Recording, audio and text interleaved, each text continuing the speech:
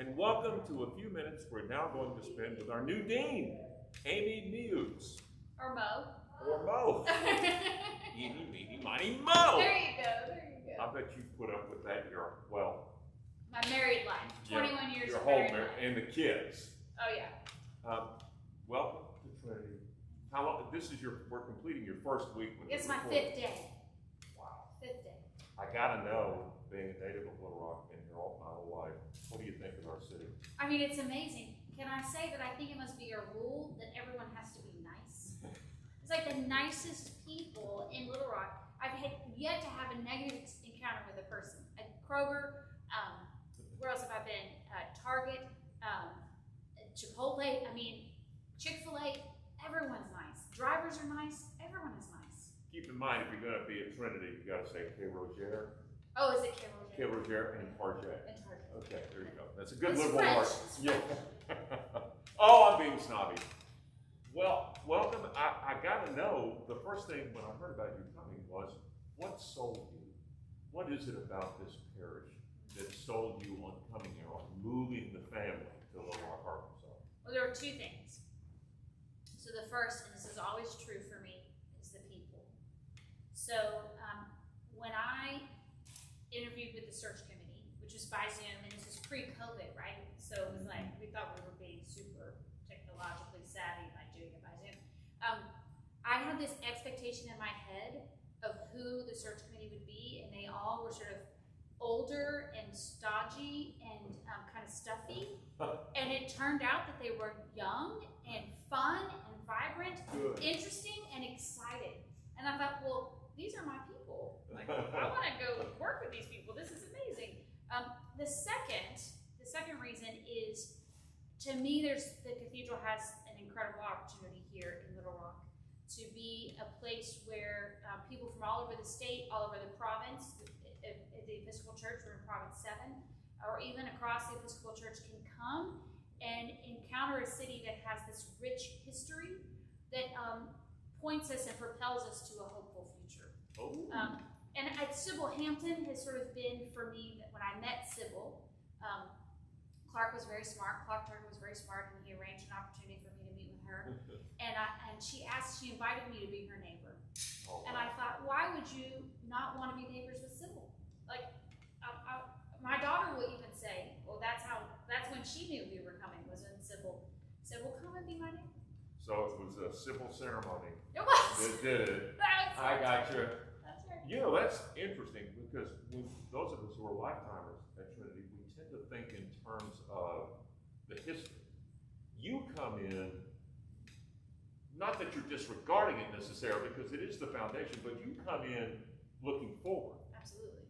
Yeah. Bringing that youthful energy. That's fascinating. Well, that's what the gospel does, right? Isn't that what Jesus does when he teaches? He says that this is where we've come from, Abraham, Sarah, remember the ancestors, and this is who we're becoming. We're becoming this community that's greater than even Abraham and Sarah could have imagined in that initial blessing that Abraham receives. Abraham and Sarah both received. You're hired. Thank you. I'm already feel giddy. I'm already sold. Tell us about your family. Tell me about your family. They're my favorites. They're my favorites. So I've been married, Jared and I have been married 21 years. Is that all? I know, and he's much older than me. And then we have 3 children, Elise, who is 16, she'll be a junior at Central. Jacob, who is 13, and he'll be in 8th grade at Pulaski Middle. There's a lot of history there. 2 for 2. He gets to keep walking to school, which he's super excited about. And then our youngest, Woodrow, it's funny when Woodrow live on Woodrow Street. Right? Oh, there you go. Yeah. Is in 2nd grade at collegiate school, Episcopal Collegiate Oh, School. cool. Yeah. Wow, you've got all the bases covered. We do. We stay busy and chaotic. What did they say when you said, we're going to Little Rock? Well, you can imagine the 16-year-old's response, right? Which was, I'm not moving. We have lived in Danville, Kentucky for 9 years, and that's her family. That's all really she's ever known. So that took, I told Clark he was going to have to sell her probably more than he was going to have to sell me. The whole search committee. Then Jacob was sort of, he's our most sort of laid back kid, kind of like, well, this will be It happens. It's a pandemic anyway. I don't get to see my friends, so it doesn't really change much for him. And then Woodrow is just our little. He just sees it as like one big hike. It's just like a big adventure. So. Oh. And he loves school, Good. and so he's quite happy to be at school. So. And you bring up the pandemic.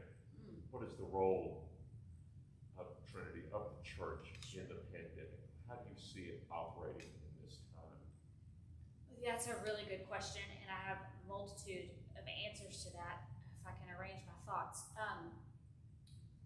I think the first is that the church, big church, capital C or lowercase c, universal church, our role is to remember that Jesus encourages us and teaches us to not worry, that there are enough worries for the day, and also that we receive from God all that we need for that day. So there is this acknowledgement that we will worry, and that God, because God knows our worries, God responds to them in the day, in the moment. And I think it's the church's job to continue to tell the story of how God meets us in everyday's worries. I think this is also, to me, in my mind, we have this opportunity to imagine who God might be calling the church to become. We've been talking about a cultural revolution in the church. Leaders have been, the Episcopal Church especially, for as long as I've been ordained, which is 18 years. What is it that we're calling to become, and who are we becoming in light of our tradition and what God is showing us about, revealing to us about our vocations and our ministries. What a better opportunity than a time when we have some space to begin to imagine what ministry looks like in a year. So for example, I've been thinking a lot about it in terms of pregnancy. Oh. So you have these 9 months that are given to you. Well, some people have less than that, depending on when you discover that this child is coming. You have this 9 months of time when you can imagine what the future might look like. And then, when the moment happens, the child comes into the world. Our middle child was born 5 weeks early, so it's never when you think it's going to be, right? That's the time when things happen pretty quickly. And so we can, as a church, use this time wisely to pray and consider who we're going to be, how we will present ourselves, how we will minister, what our role in the neighborhood will be when we can be together again. Because I want to be ready when you and I can take these masks off, and we can be with one another in church, whatever that looks like. It will probably look pretty similar to what it did before. But wouldn't it be wonderful to know that we are energized and ready to also be with our neighbors in a new way that reminds us of, we know what it was to not be with one another, and now that we are together, let's make that rich and deep, and really encounter one another, rather than sort of, I think what we were doing before was just going through the motions. Well, your metaphor of pregnancy is fascinating, because the CDC says it probably won't be for another 8 months at least before we even see a vaccine. A lot of people are pointing to a vaccine as the way we move out of it. Right. Although in 1918 and 19 they did it through masks and social distancing. So, speaking of which, it's starting to write down. What was your call? What called you to the priesthood? Was it a lightning strike, a slow growth, a metamorphosis? How did you get to where we're sitting now? It was all of those things. How do I tell the story in a sort of concise way? I think there were 2 things. I spent my summers with my grandparents. I'm an only child. And so I spent my summers with my grandparents, and my paternal grandfather, Grandpa Joe, if you will hear me talk about him a lot as dean of the Cathedral, and he was a very faithful churchman. And so my summers spent with him were spent at church, a Lutheran church, Gloria Dei Lutheran Church on Anna Maria Island in Florida. Still remember, there's a huge crucifix that hangs above the altar that sort of hangs by a small wire that I spent my childhood worried that was going to crash onto Pastor So I learned, I think, about ministry through that experience. When I was 8, my parents took me to a Lutheran ordination, and I remember the music and the vestments, and thinking like, I don't know what this is, but I'm in. Like, count me in. I think as I've grown, it has really become two things. One, churches where I'm most comfortable and where I feel the most myself. And that's a gift from God to know that I get to make a vocation out of that experience. The other is that I really feel called as a disciple to serve.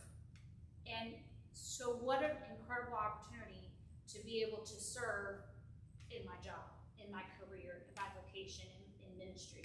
And so the church provides for me both a place of comfort and community and safety and security, and also the challenge to continue to be uncomfortable and seek out ways to serve our community. Did your grandfather ever get to see you become a priest? No, he died the week I started seminary, very unexpectedly. What did he say when you said, I'm going to the Episcopal? Oh, he loved it. He was thrilled. He was a little disappointed I was becoming an Episcopal priest and not a Lutheran pastor. But where I went to seminary in Southwest in Austin, when they had a program with the Lutheran seminary program. So he thought, well, I'd get some good Lutheran theology, so it would be okay. He actually died the day that the Concordat was signed between the Lutheran Church and the Episcopal Church, which means that a Lutheran or an Episcopal minister can serve under the authority of the bishops. And so even my cousins say that in many ways Grandpa had done his work, and that was why we all sort of found some peace, because we felt like he'd given all the grandchildren the thing that we would need. He was a religious icon for all of us. That whole family. It's true. Now, is your grandmother still alive? No, both of them died while I was in seminary. And where are your parents? Are they back in Florida? They are in Findlay, Ohio. Oh. So my parents both grew up in Ohio. Oh, okay. Yeah, my grandfather moved to Florida because his doctor told him if he wanted to live another 25 years, he should move to Florida. And so that's what he did. I don't know if his doctor had real estate in Florida or... Well, obviously it wasn't COVID. Right. Man. Right. Yeah. Man. Yeah. Fascinating. It's got to be tough for you, though. You are in a new parish. You have all this energy of something new, but you have an empty hall. That's This strange. has got to be tough. How are you coping with that? Oh, thank you. I guess I haven't really thought about it, to be honest. Well, I'm glad I could plant the seed. Thank you.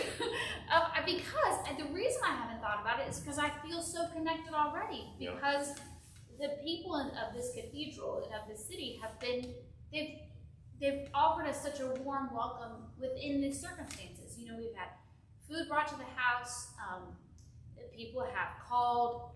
I have a stack of cards that need replies. You know, emails, text messages, phone calls. People, I think we've been in this long enough now that people are figuring out how to connect with one another, despite the fact that we can't be together. It is very odd, though, to stand in that pulpit and realize that I will not be preaching from there or from the center aisle for, maybe not until I've been here a year. And that feels very strange. I'll be preaching here when we do worship, right? And maybe outside and in other places and in other Plus, times. you can't go on visitations, can you? No, it's very strange.